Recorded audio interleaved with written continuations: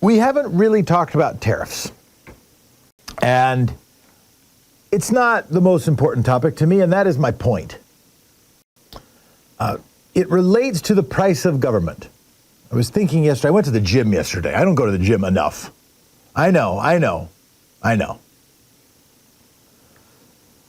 But I was thinking about this yesterday, and how come it is that we receive the degree of attention on tariffs that we do relative to the attention we receive on, let's say, I don't know, Medicaid. They both get attention, but it seems to me that the tariff thing, related to how many people it will impact, gets maybe outsized attention. And it made me think about why. Here's an alternative view, or just an allegory, maybe not an allegory, maybe a metaphor, maybe just a framework or a method of thinking about government. Imagine government as if it were a different kind of entity. Imagine it were a business. And it would set a price, what it costs to get its services, or a set of prices on what it costs to get its services. But probably this kind of business decides what's going to set a price. And I don't subscribe to the idea that government should run itself like a business in all its ways, because I don't think we'd want U.S. senators taking home all the profits. I don't think we want members of the U.S. House figuring out how they could extract additional resource from people in the United States so that they could get a house in the Hamptons. I don't think that's actually what we want. But nonetheless, this entity sets the price. And one thing that makes this entity special is that we get to vote the leaders out if they price it too high, or if they offer too little or too much of the wrong stuff. They offer too little of the good stuff and too much of the wrong stuff.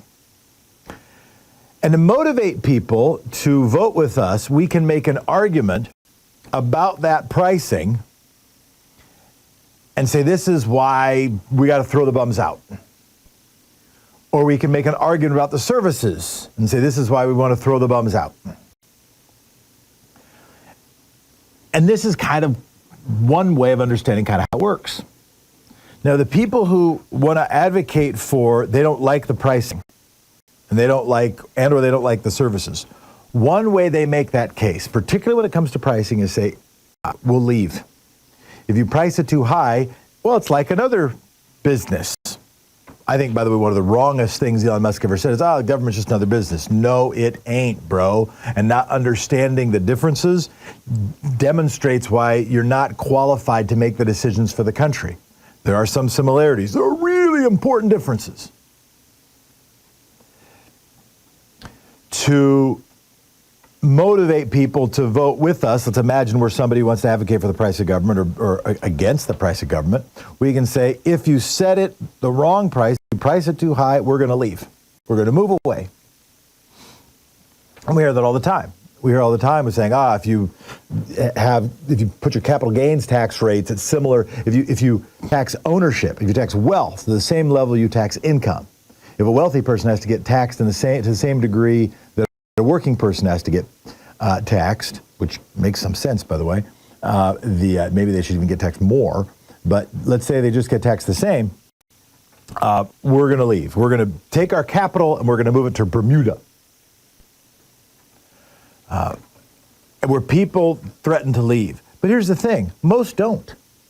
Most don't actually leave. Right now, we're hearing that argument with respect to Mamdani. Right now, he won the Democratic primary, is on his way to the general election, and there are people who are going to run as independents, maybe the incumbent mayor, maybe Andrew Cuomo, maybe both, maybe others, try to mount a campaign to beat the Democratic nominee. The Democratic nominee has before, Rudy Giuliani, Mayor Bloomberg. That has happened. New York votes for Democrats with the presidency, but not all the time for mayor. The voters are smart. They don't just look at party and nothing more. And they're saying, like Bill Ackman, the guy who said he was going to stop giving to Harvard if they kept, doing DEI initiatives, heaven forbid. And saying, hey, we're gonna move to Florida, move to Texas, move to these other places where there are more Trump voters. But Mostly they don't. Some do, but mostly they don't. And some of it is the same reason, like, again, this is where I do think a business analogy is interesting and maybe useful. That it's a little bit like increasing the price on a great product. People will grumble, but then pay. Right? So think iPhones. iPhone jacks up the price, or it's an expensive thing. Nobody thought they'd spend between $500 and $1,000 on a telephone. 20 years ago, of course, nobody thought their telephone could also be their computer. And then the monthly charges and et cetera, but it makes, it's integrated with our lives. It's pretty important. It's got lock-in effects. It's hard to leave. And so we grumble about it, but we don't leave. This dynamic has some similarities. And to be clear, it's important that people, with respect to government, can vote. This is one of the ways this is different than a business, because it's harder to choose. It's different than just switching your phone company. Right? You got to uproot your family. You got to change your job or hope that they will still employ you if you're in if you're working from remote. You might have to learn a new language. You might have to learn a new set of cultural norms and principles. So it's important that people can vote. Tariffs. Right now, what's interesting is, after all the complaining about tariffs, and I am not here to praise Caesar nor to bury this topic, or at least bury Caesar on this topic, but the prediction from the anti-folks on tariffs was that it would boost employment and raise prices. Okay? That the analysts looked at it and said, well, if you impose those tariffs, then it will make product development move onshore, so more people get employed. That's why lots of skilled labor likes the idea, and lots of labor unions like the idea of tariffs, even though they don't want to say it really loudly out loud. They like the idea of tariffs because the idea is it'll onshore labor. But that will jack up prices because, China, et cetera, will not be able to get as many cheap goods. You'll increase that. They call it as a sales tax. Here's the thing.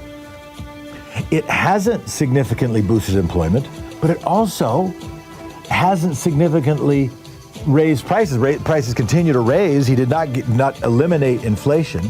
I think it's a little bit like that. It's like a big fee to sell pizza at the baseball stadium, an expensive fee, but you still want those customers. It's a little like the price of government. We'll grumble, but then they pay. We'll talk more about that right after this break.